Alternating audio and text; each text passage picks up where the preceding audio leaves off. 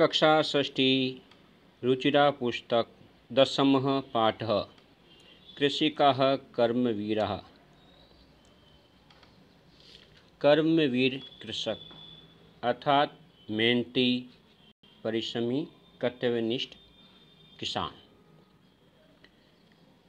इस पाठ में किसान के बारे में बताया गया है। किसान के जीवन के परिचय, किसान क्या क्या कार्य करते हैं, वे अपना कितना त्याग देकर मानव जीवन के लिए प्रेरणा है, मानव जीवन के लिए वरदान है।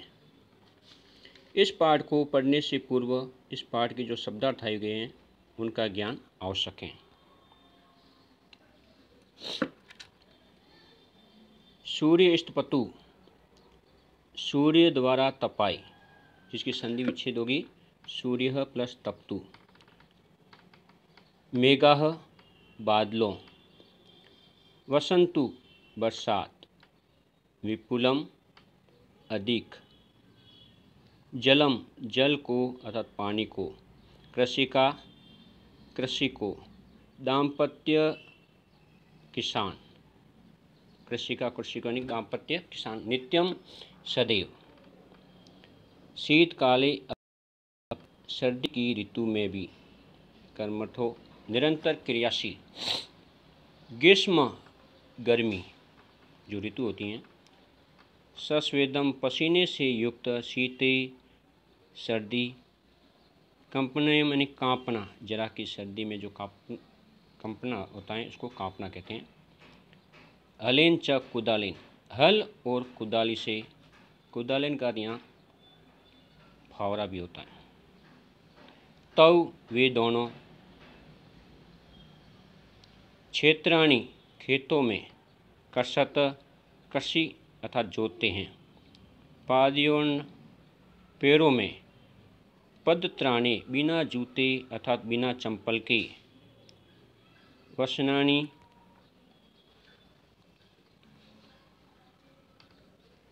कपड़ों के वस्त्रों के, निर्धनम गरीब, जीर्णम पुराना, वृष्टि वर्षा, वारे तुम दूर करने में, फिलेसमम अन्यथा समर्थ,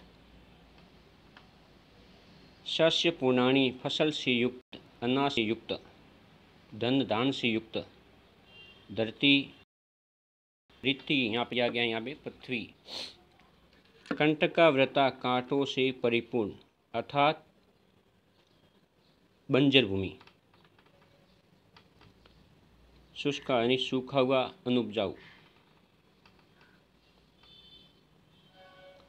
दत्वा देकर, शुद्धार्थ सा कुलो भूख प्यास से बेचैन। अब इस कविता पे आते हैं। कृषि का कर्मवीरा, मेहनती किसान, सूर्यस्तपतु मेघाः वाह वसंतु विपुलम जलम, कृषिका कृषि को नित्यम शीतकाले अपि कर्मठो।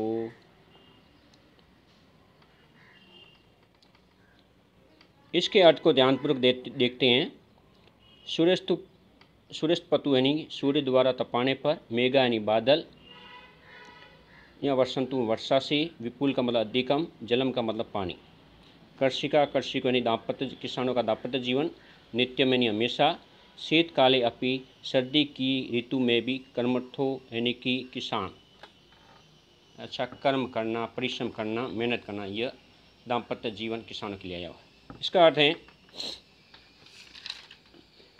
सूरज चाहे कितनी भी गर्मी प्रदान करे, आकाश से बादल कितना भी पानी बरसाए, सर्दी की ऋतु में कितनी भी ठंड पड़े, लेकिन किसान और उसकी पत्नी सदैव परिश्रम करते हैं।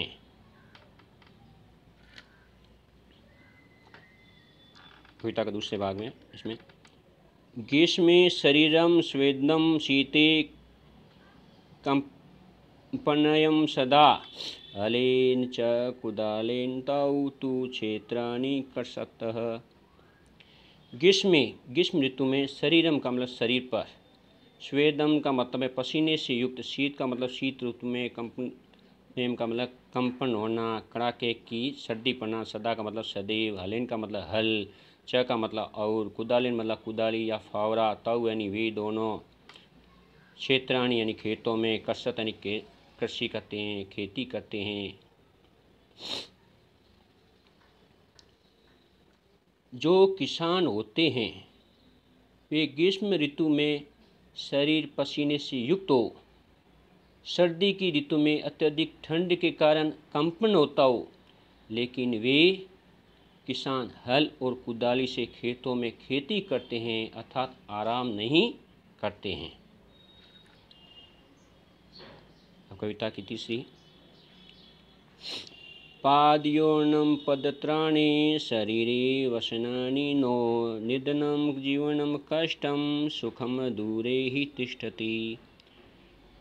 पादयोर्नं पैरों में, पदत्राणे बिना जूतों के, चंपल के, शरीर शरीर पर, वसनानि यानी कपड़े, नो का मतलब नहीं, न प्लस न धन, इसमें नहीं, निधनम गरीब, जीवनम जीवन, कष्टम यानी समस्या से, कष्ट से, सुखम दूरे यानी कि सुख दूर, तिष्ठन्त यानी रहता है, ठहरता है। किसान होते हैं उनके बारे में कहा गया, उनके जीवन का, किसानों के पैरों में जूते अर्थात चंपल नहीं होते हैं, शरीर पर कपड़ा नहीं होता है, फिर भी गरीब होते हुए भी कष्टपूर्ण जीवन अर्थात सुख से दूर रहकर जीवन जीते हैं, अर्थात बहुत परिश्रमी होते हैं।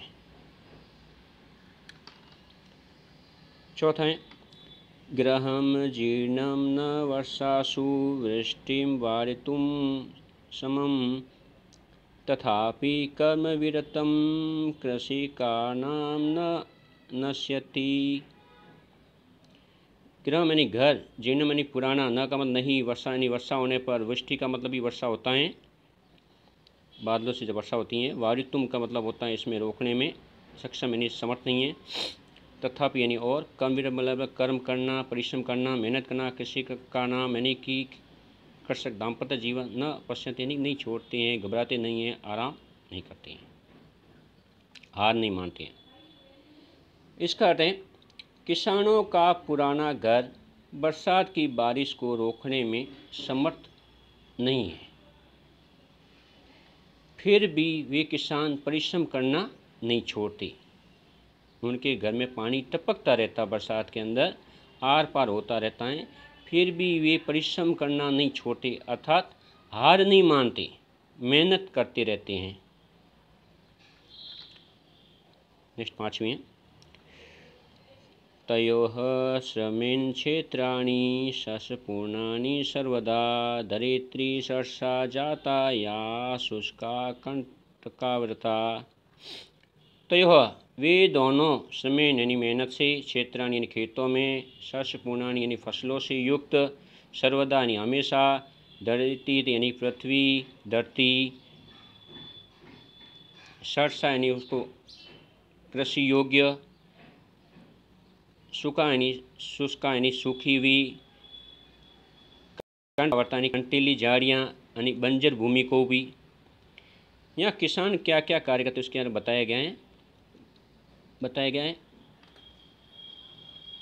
उन दोनों अर्थात दाम्पत्य किसान के परिश्रम से खेत हमेशा अनाज से भरे रहते हैं, वह अपनी मेहनत से सूखी एवं कंटीली धरती यानी कि अनुपजाऊ भूमि को भी हरी भरी एवं उपजाऊ बना देते हैं। अब मैं छठी कविता का छठा भाग, शाकमणं फलं दुग्धं दत्त्वा सर्वेभ्य एव तौ, सुहृदाकृशाकुलो नित्यं विचित्रोः जनपालकोः। किसानों को मानव जीवन के लिए वरदान कहा गया है। आगे हैं शाकम यानी सब्जी, शाकम यानी सब्जी, अनम यानी इसमें हो गया अनाज, फल फल, दुग्धम यानी दूध, दत्वा यानी देखकर, सर्वे यानी सभी के लिए, एव यानी ही, तव यानी वे दोनों, सुरदा तुष्णा कुलो यानी भूखे प्यासे रहकर, नित्य यानी हमेशा, विचित्र यानी विचित्र अद्भुत, जन पालको यानी जन पालक यानी लोक पालक। वे दोनों किसान अर्थात दाम्पत्य लोगों के लिए सब्जी, अनाज, फल और दूध देकर सभी का पालन करते हैं, लेकिन स्वयं भूखे एवं प्यासे रहते हैं, इसलिए वे जनपालक अर्थात लोकपाल कहलाते हैं। इस पाठ के शब्दार्थ के अर्थ का अध्ययन करेंगे और इस कविता में जो भी किसान का जीवन आया गया है, इस जीवन की लिखेंगे, पढ़ेंगे और इनकी पुनरावृत्ति करेंगे।